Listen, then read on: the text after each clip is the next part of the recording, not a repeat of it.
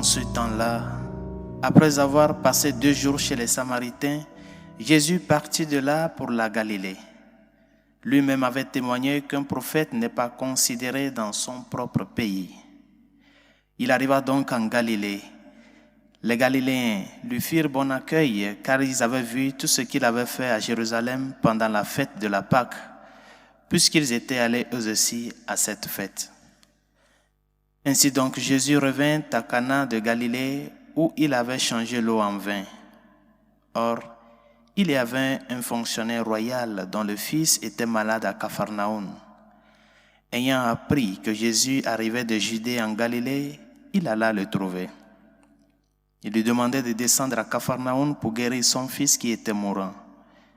Jésus lui dit, « Si vous ne voyez pas de signes et de prodiges, vous ne croirez donc pas. » Le fonctionnaire royal lui dit, « Seigneur, descends avant que mon enfant ne meure. » Jésus lui répond, « Va, ton fils est vivant. » L'homme crut à la parole que Jésus lui avait dite et il partit. Pendant qu'il descendait, ses serviteurs arrivèrent à sa rencontre et lui dirent que son enfant était vivant. Il voulut savoir à quelle heure il s'était trouvé mieux. Ils lui dirent, « C'est hier à la 7e heure, au début de l'après-midi, que la fièvre l'a quitté. » Le père se rendit compte que c'était justement l'heure où Jésus lui avait dit, « Ton fils est vivant. » Alors il crut lui ainsi que tous les gens de sa maison. Tel fut le second signe que Jésus accomplit lorsqu'il revint de Judée en Galilée. Acclamons la parole de Dieu. Louange à toi, Seigneur Jésus.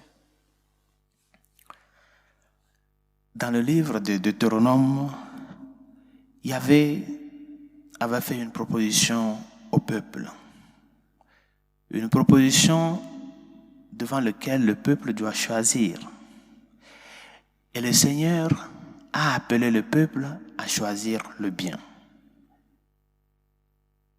Écoute Israël, je présente devant toi la vie et la mort.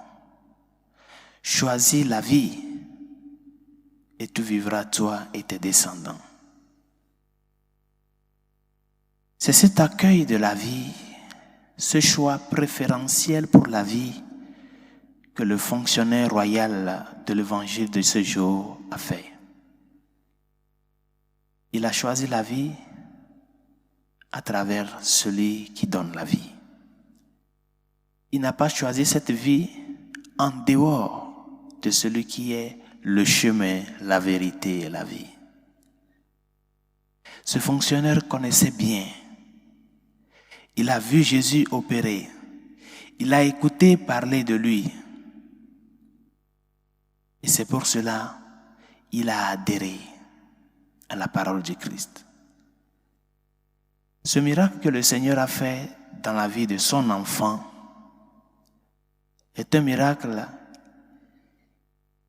qui a été effectif juste à travers cette adhésion simple de ce fonctionnaire royal.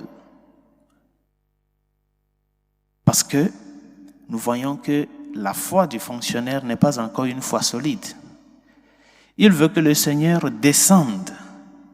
Seigneur, descends avant que mon fils ne meure. Il veut que le Seigneur le touche. Mais il a suffi la parole du Christ.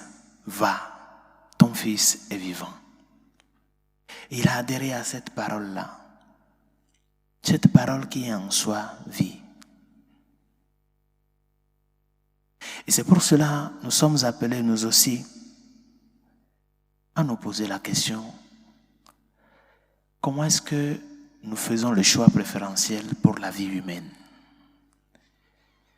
Nous-mêmes, notre propre vie, cette vie que le Seigneur nous a donnée, comment est-ce que nous l'utilisons? Comment est-ce que nous la protégeons? Et comment est-ce que nous nous préoccupons pour que cette vie puisse croître en Dieu? Pour que cette vie soit une vie au service des autres. Pour que cette vie parvienne à la maturité en Jésus-Christ. C'est ce que le Seigneur nous invite à vivre en ces jours-ci. C'est l'appel de la conversion. L'appel à la conversion. Cette vie que nous avons, bien chers amis, nous vient de lui. Et nous sommes appelés à faire bon usage et à nous préoccuper non pas seulement pour la nôtre, mais aussi pour la vie de ces personnes qui nous entourent. Elle est sacrée, la vie.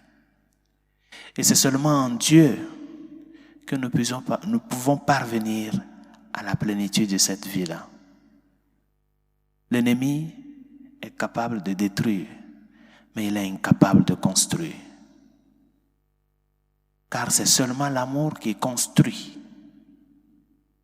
Et seul l'amour est digne de foi. Demandons au Seigneur de nous aider à ce que ces personnes avec qui nous vivons, peut-être tu emploies des gens dans ton travail, tu emploies des gens dans ton entreprise. Fais le choix de cet amour-là qui est digne de foi. Aime ces vies-là qui t'aident et aide-les à pouvoir s'épanouir. S'épanouir dans leurs droits, dans leurs devoirs et dans la dignité de leur personne comme fils de Dieu, comme créature de Dieu, comme don de Dieu. Que le Seigneur lui-même nous aide à ce que nous soyons ces personnes-là qui accueillent au jour le jour la vie. Je suis le chemin, la vérité et la vie. Personne ne va au Père sans passer par moi. Il a donné sa vie en rançon pour la multitude. Que le don du Christ fait sur la croix parvienne à nous construire. Ne soit pas un don vide de sens pour nous, mais plutôt un don rempli de vie, rempli de grâce, rempli d'amour, pour sa plus grande gloire et le salut de nos frères. Que sa grâce nous y aide.